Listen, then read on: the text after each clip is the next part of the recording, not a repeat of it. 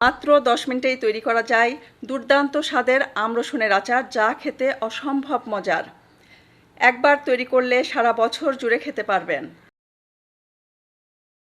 Special মশলা ready করার জন্য দিচ্ছি 1 টেবিল চামচ ধনে, 1 টেবিল চামচ জিরা, 1/2 টেবিল চামচ 5 ফোড়ন, 1 চা চামচ মৌরি, 1 টেবিল চামচ কালো সরিষা, 1 টেবিল চামচ হলুদ সরিষা, 2টা শুকনা মরিচ হালকা ভেজে নেব। গ্রাইন্ডারে গুঁড়া করে নিয়েছি মশলাগুলো, বাট শুকনা মরিচগুলো কিন্তু এভাবে আমি কেটে দিচ্ছি, বিচিগুলো ফেলে দিয়েছি। এখানে 1.5 কাপ রসুন ছিলে নিয়েছি। রসুনগুলো কিন্তু আমি চপারে দিয়ে চপ করে নেব।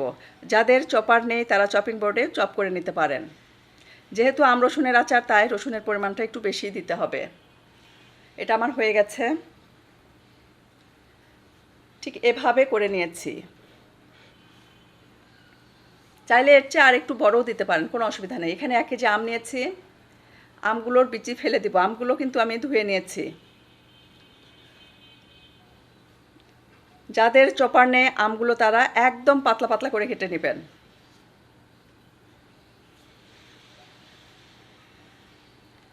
ঠিক এরকম ছোট টুকরো করে কেটে নেবেন, পারলে এর চেয়েও ছোট করে নেবেন। যেহেতু আমি চপারে চপ করব, তাই টুকরোগুলো একটু বড় করে নিচ্ছি।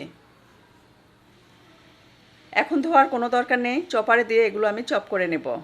অলরেডি কিন্তু আমের ঝুরি আচার, কাশ্মীরি আমের আচার, মশলাদার আমের আচার, তেল মশলা আচার, এই আচারগুলো কিন্তু আমি শেয়ার করেছি, চাইলে এগুলোও দেখে নিতে পারেন। সেই আচারগুলো কিন্তু অসম্ভব মজার ছিল। এভাবে পরপর 2বার চপ করে নেব।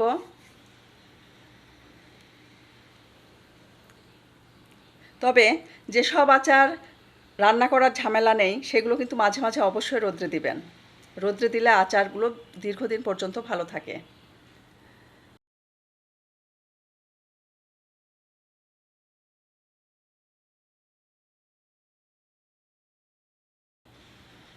এখানে দিয়ে দিচ্ছি 1 টেবিল চামচ লবণ, দিয়ে এটাকে 5 মিনিট রেখে দেব।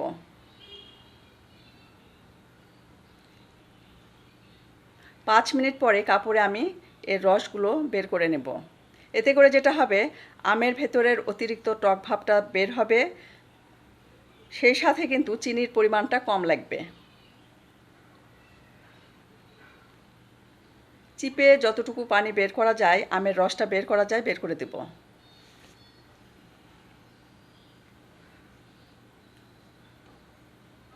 খুব সুন্দর করে আমি আমের রস চিপে নিয়েছি।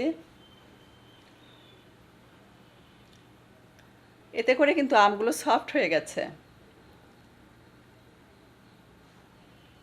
এখন আমি এর ভেতরে দিয়ে দেব স্বাদ মতো চিনি। এখানে 1/4 কাপ চিনি দিয়েছি, পরে আরও একটু দিব। বিট লবণ দিচ্ছি, হলুদ গুঁড়া, শুকনা মরিচের গুঁড়া, স্বাদ মতো শুকনা মরিচের গুঁড়াটা অ্যাড করে দিবেন। খুব সুন্দর করে মিশিয়ে নিতে হবে। এখানে প্যানে দিয়ে দিচ্ছি তেল, চপ করে রাখা রসুন দিচ্ছি। তেলটা গরম করে তারপর কিন্তু এই চপ করে রাখা রসুনটা দিয়ে দিলাম। কোনো ক্রমে এমনভাবে তেল গরম করবেন না রসুন দেওয়া মাত্রই পুড়ে যায়, এরকম গরম না কিন্তু। এর ভেতরে লবণ দিয়েছি আর কাঁচামরিচ দিয়েছি, হালকা করে ভেজে নেব। শুধুমাত্র যখন ট্রান্সপারেন্ট এরকম কালার আসবে তখনই নামিয়ে নিতে হবে, ভাজাভাজির দরকার নেই। শুধু একটা চকচকে গ্লেজড কালার দিবে, তখনই নামিয়ে নিয়েছি। এবং এটাকে আমি আমের ভেতরে দিয়ে দিলাম। ভেজে রাখা মশলাগুলো দিচ্ছি, খুব সুন্দর করে মিশিয়ে নিতে হবে। দেখতে পাচ্ছেন ভাব বের হচ্ছে কিন্তু। দিয়ে দিচ্ছি হোয়াইট ভিনেগার বা সাদা সিরকা 2 টেবিল চামচ কিংবা তার একটু বেশি। দিয়ে দিচ্ছি 2 টেবিল চামচ চিনি। চিনি কম মনে হচ্ছিল, তাই একটু চিনি অ্যাড করেছি। এখানে মোট 1/3 কাপ চিনি অ্যাড করেছি। খুব সুন্দর করে মিশিয়ে নিয়েছি। ঠান্ডা হবার পর এটা কিন্তু বয়াম ভরে রেখে দেব। তবে মাঝে মাঝে ঢাকনা খুলে আপনারা এটা রোদ্রে দিবেন। যখন রোদ্রে দিবেন তখন ঢাকনার উপরে একটা পাতলা কাপড় দিয়ে দিবেন, যাতে করে কোনো পোকামাকড় না পড়ে। পাতলা কাপড় দিয়ে রাবার দিয়ে দিবেন, তাহলে খুব সুন্দর করে রোদ পাবে। মাঝে মাঝে রোদ্রে দিবেন। এটা সারা বছর জুড়ে খেতে পারবেন, আর খেতে অসম্ভব লোভনীয় ছিল। আমি জাস্ট টেস্ট করেছি। যখন যে কোনো আচার আপনারা সাথে সাথে খাবেন না, অ্যাটলিস্ট 3-4 দিন বা 7 দিন যেতে দিবেন, তারপর খাবেন, দেখবেন অসম্ভব লোভনীয় হয়েছে। তেল মশলা ঝাল সব কিছু একসাথে মিলেমিশে মজে যাবে। রৌদ্র থেকে বয়াম এনে বয়ামটাকে পুরোপুরিভাবে ঠান্ডা করে নিতে হবে, তারপর ঢাকনা দিয়ে ঢাকতে হবে। তা না হলে কিন্তু বয়ামের ভেতরে বাষ্প জমে পানি পানি ভাব তৈরি হবে, যা আচার নষ্ট করে ফেলবে। তাই পুরোপুরিভাবে বয়াম ঠান্ডা করে তারপর ঢাকনা দিয়ে ঢাকতে হবে। যতক্ষণ না পর্যন্ত বয়াম ঠান্ডা হচ্ছে ততক্ষণ পর্যন্ত কিন্তু কাপড় উপরেই রেখে দিবেন রাবার দিয়ে। রেসিপিটি ভালো লাগলে অবশ্যই ট্রাই করবেন আর কমেন্ট করে জানাবেন কেমন ছিল।